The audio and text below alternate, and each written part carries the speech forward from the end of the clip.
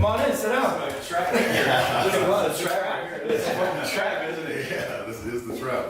What are you guys doing in here? This is our podcast. Trap. Are you live right now? No. Yes, actually. You're incorrect. Yeah, we are. We are officially live right now. So yeah, pop those on here. Okay, let's start this off. Loud in this bitch. Let me get like this jacket. How you doing? Good, man. Doing better now that we Sound check there. your backpack. Sound checks. Oh shit. Take your backpack. Sounded good, but You guys have like boing. Whoa! Oh yeah, you know it. You know it, bud. You know it. no, don't flush it. I love these headphones. Gotcha. I have a pair of these. I Or think left hands. those are yours, bro. These are mine? Oh yeah, they are. They're fucking sides missing. Oh shit! I'm taking these when I leave. Reunited. That's what we're saying the whole time. There you go. Yeah. Next guest is gonna be screwed.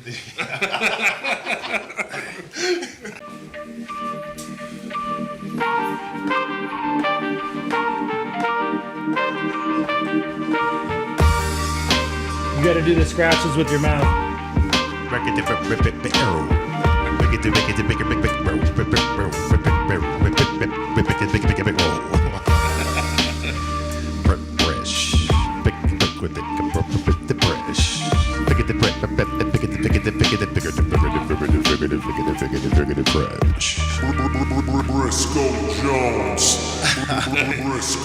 Briscoe Jones. Jordan Halavina. Welcome to the 88, y'all. I mean, I'd be a Scientologist if I can get a Tesla. I'd be a Scientologist if I can get a Tesla. All right, John. So, as per usual, we're gonna start with a drink. Nice. Today we got Star Cut Ciders Octo Rock I'm so excited. hard cider, much better than last week. Oh nice. Briscoe. Last week. Octo Rock. Juice. Fermented with Michigan apples. Yes. Hey, is this supposed to be doing something? Because it says storage full. Oh, it does? Yeah, it's not doing anything. Oh, really? It's not Storage. recording? That's all right. We got the other one. That's kind of a backup. Right here. Yep. Yep. So, Can you hear the freshness? yes, we got Michal Menert in the basement of Cervantes. Yeah. I don't want this to be like interview form. I just want to kind of shoot the shit. Yeah. But if you want to just talk about what you've been doing or anything like that, just to start us off. I've been just making music on my own in the woods in the middle of California. Hell yeah. Or on the coast of California. Nice. And I've been doing sound design and some production with Mickey Hart from the Grateful Dead in his studio here and there. And just making music with some of my friends, you know, Okay. here and there. Me and Scholarship's been rearranging my studio every time, trying to find the right equation for productivity. Fuck yeah. So I don't have bullet points. We're just going to freestyle this one. What do you think about swatting? What's swatting? Exactly. So check this out. So kids who are online gamers are like getting SWAT teams called to people's houses while they're gaming so that they can win the game. Oh, So really? so people are swatting people, right? Somebody's Man, it's bad enough calling the cops on someone. Imagine like calling the SWAT That's team what on I'm saying. someone. And they have these like break-ins and raids where they just like go in and fuck people up. It's pretty crazy. Man, it's like imagine what would have happened if dads just would have hugged their kids. Right. No, it's like this day and age. It's kind of a day and age kind of a conversation. That's why I wanted to open with. It's just weird. Like, it's crazy to me. I was watching it as a, 34-year-old dude who's been around a little bit. And Yeah. I didn't know what it was till recently. And I was like, this is happening? I love that it's a thing. It's like people are like, oh yeah, I'm just gonna swat. Yeah, I'm gonna swat a exactly. few rounds. Exactly. You know, How do you call the SWAT? They got like bomb threat. bomb Yeah. threat? It's got to be something like you give them that. the IP address probably and send them send in like, hey, I got a scary message from this IP. Right. Yeah. Or like, terrorist threat. I'm sure would do it. Just go to Google and type in Taliban. Man, or just get better at your shit. Yeah, no doubt. Just get better at what you're doing. Like, don't cheat with the SWAT team.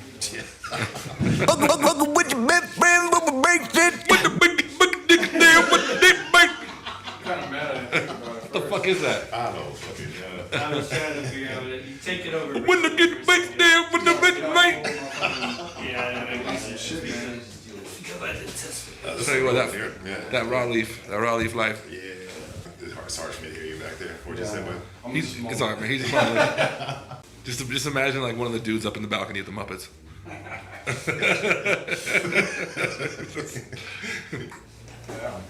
But Mexican band, Yeah, sure. What What are we drinking? That's expensive.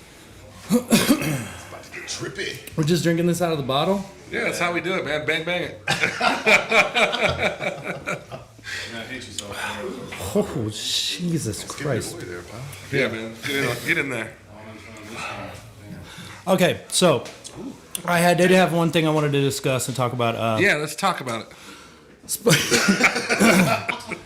Websites and apps and stuff like Splice Sounds, using loops. What's okay? What's not? What is everything okay? Is nothing okay? I think at this point everything's okay. You know, it's like it's like, I mean, it wasn't okay for us to steal samples off of records. Right. That's kind of still did that. You know, it's like there's people up the chain from us. You know, who would. You know, it's like as soon as you feel like you're like, you know, the official voice of like, hey, I have the word on this. You know, it's like then you're the people that are trying to say like, hey, you can't sample our records. It's like the same shit. It's like right. That's not. I don't think that any of us are on that side of the fence. You know, I think it's cool that it gives accessibility to stuff. I mean, it's, you know, it breaks down to it's.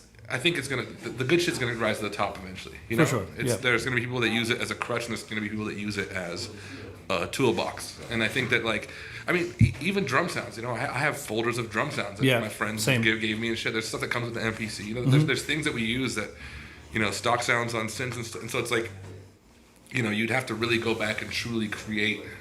You'd like build your own microphone and be like, okay, I'm doing this all on my own, you know? I feel I use it. I use loops a lot. So I have these things. I have corporate work that I do. I have a lot of stuff. So I will use it. Almost, I think that I abuse it sometimes when I'm doing something that my heart's not all the way in. Well, but it's easier that way because it's like you can come to the logical conclusion for something's going to be used on a surface level. You know, it's like if you're doing things for like corporate music and background music and stuff, or like even Foley for certain things. You know, it's like even a lot of the stuff for the movies, it's just like sound banks that they pull from where people make these rises and you know, those kind of things, and they just pull like, cool, I got your 5-second little clip, we're gonna use it, here's a check, you know? Yeah. So it's like even in that world, it's you know, people use stock shit because it's like there's other people making it, and if it's good enough, you're gonna use it, you know? It's like it's still up to your ears, you know? I guess my only thing is I've seen people take a pack, like a whole pack. For those that don't know, a pack in one of these sites is it's like a kilo. It's basically like somebody made an entire production and they broke it out into like just the drum part, just this part, just this part. So they're just taking that whole production and then mashing it together in their own. I guess that's just arranging, right? Yeah. I mean, I remember when I was first getting into software stuff, Acid came out, and I was using Acid, not LSD. I was like, wait, that was a long time ago. Right. How old are you? Time travel, man. No, but like Acid Pro 2.0 or something. What's Acid? What is that? It was like a loop. It's kind of like a loop-based. They give you like a library of sounds. Mm-hmm. It'll be like sequencer, like bass lines and like stuff. Sequencer, kind of like Reason. It's like Ableton, only like not as much that you can do with effects. It's more like you're multi-tracking kind of loops and editing and doing stuff. Yeah, you can do effects and stuff like that, but it was just kind of. It was less about recording stuff in and more about like processing. So I used like what's it called? Cool Edit Pro to chop like things into samples that I found on my own and use it with like you know, the Acid drum beats that it came with, and it was just, I mean, it was like drag and drop loops. You know, when you drop a loop in and it's a drum beat, and it's like that taught me a lot about drumming and stuff like that. And chopping samples like too. Being able to kind of like listen to it and then chopping those into the drum beat I want to hear, or like, you know, doubling it with other drums to like learn, you know, or like playing on top of it, whatever, to learn the groove of stuff. So I think there's a usefulness to it, you know, and I think that it's been going on for a long time. It's, you know, true. I mean, even when I had the MPC, there was like, you know, you could buy like the Neptunian drums and stuff like that, you know, like all these different discs that you could get. So it's like people were still using stuff, you know, like half my drums were off of Smoker's Delight. Yeah, just different, you know, like remember that? I mean, drum crazy records, you know, just shit like that, where it's, you know, so it's just the evolution of that, you know? Totally. And it's, I mean, of course, there's gonna be stuff where you're like, man, I can't believe people are just taking this and like, you know, taking this one artist's sample loops and just making a new song out of it and calling it their own, you know? It's like, that's the line of it, is it's like when it becomes useful for certain things, it's like, cool, you can use one of these things for something and kind of gets you there quicker. Or if you're just like, I'm going to reassemble what these people gave me and make something and call it my own. For sure. That's, I think, the problem, is like the, you know, taking ownership of something that's like, Foley, just off of like one. You know, it's like yeah. It's like if you re-recorded like a Michael Jackson song and like, dude, I wrote that shit. You know? Banger. I played every instrument on that, bro. That's every piece out of me. You know? I think no matter what you do, as long as it's dope, no matter where you're using your source of sounds or whatever, as long as it's dope, Yeah. Yeah, and no matter what, it's like every 5 years, like the things that you think were unacceptable, like not using vinyl on DJ sets was unacceptable, like a while Right. back, Well, there's always going to And be now it's purists, like right? Vinyl only sets are like the Ark of the Covenant, So it's like there's shit like that that's going on all the time, Yeah. It's like people thought that just flying around with a dongle for a CDJ, just a USB drive would be like that. You can't do that, and that's what people have been doing for years. Yeah. That's So true. it's like the art has evolved, and it's no matter how much we want to feel weight about it, it's like it's gonna be mad at people making money. Yeah, no, I feel that. That's actually a lot of really good insight on it. Thank you. I was curious. Have you ever scored anything for film? No, No, that's something that you're interested in. I really wanted to. Yeah, I've had a lot of ideas for both like the Foley side of it, with like the sound effects, and then yeah. with like the score, and then also with like the because part of like there's scoring it. RZA scored movies where he just picked music for stuff. Right. You know what I mean? And didn't necessarily make like an original soundtrack for it.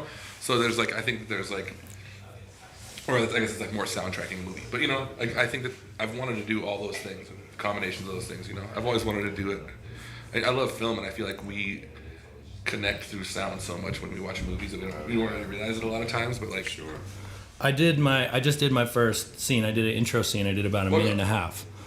For a very independent movie for Sparta Motion Pictures. I got hit up by this guy, and he wanted me to just do pizzicato, cello, and bow stuff.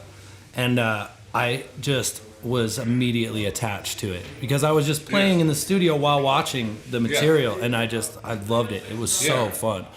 It was really nice, and I want to take any avenues that I can get to do that. Yeah. And you have the music that lends itself to Thanks, that man. kind of thing. So I was just curious if you were ever doing that or pursuing that. I'm always pursuing it. I mean, even to the point where like we got a drone and a few different things to kind of film with, and we kind of delved into doing some short film kind of music video type stuff where it's like Tight.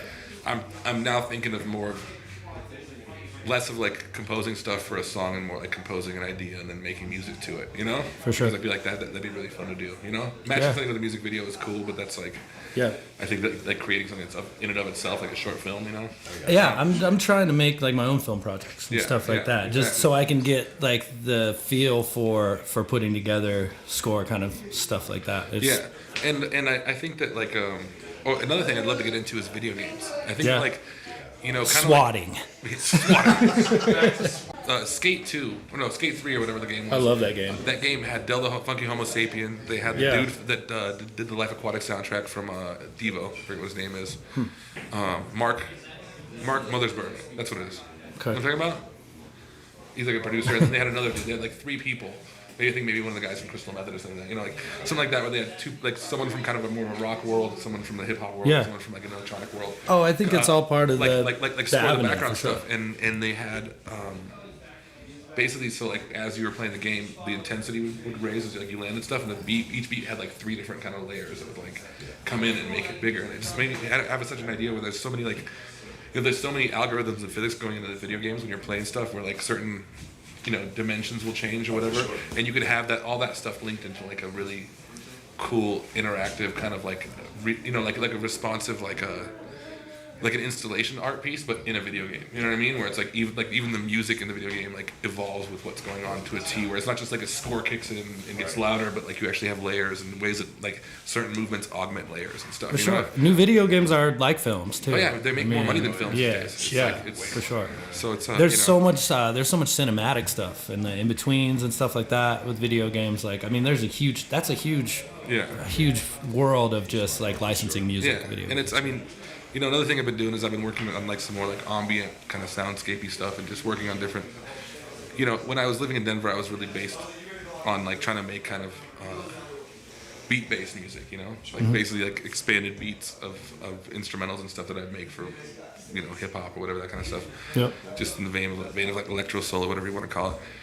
But I always like making other shit, you know, like I did like the kind of more folky shit with the early Pretty Fantastic stuff, and kind of the psych stuff with the later stuff, and I've been doing some kind of like ambient soundscapey stuff and just different, you know, like being out where I'm at. I don't have a community to play for, so I'm just like, I'm gonna make this today, make some weird thing, and it's, you know, like kind of. That's dope though. And it's rewarding. It's rewarding, nice, and it's for sure. And it's kind of cool to just have collecting things and having a library in different you know, ways. like being able to go back like months later and be like, oh, that's cool. That idea from that day actually is kind of.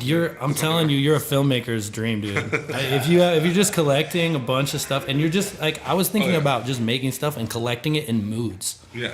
You know what I mean? Yeah, like folders that are moods, like sad shit, more and more, sad shit. Yes. That's just that's just me. But. Sad shit squared. One folder. Happy shit, but still kind of makes you feel a little sad. You know, I got a sound check. We got other Yeah. sound checks coming. I just wanted to get a short moment with you. Yeah, man. I'm gonna be around tomorrow and the next day too. Awesome. So.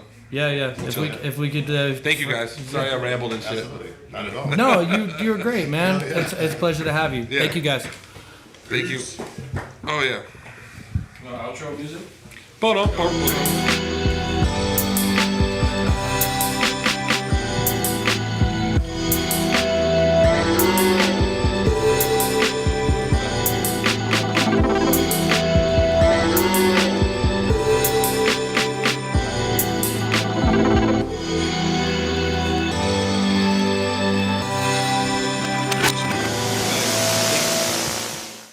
Thank you for the Starcut ciders. Yeah, shit's disgusting. I don't fuck with ciders. I love Dude, the ciders. last I do too. thing we had was juice. It was like malt liquor. You know what I mean? It's like fucking just. Yeah, put it in.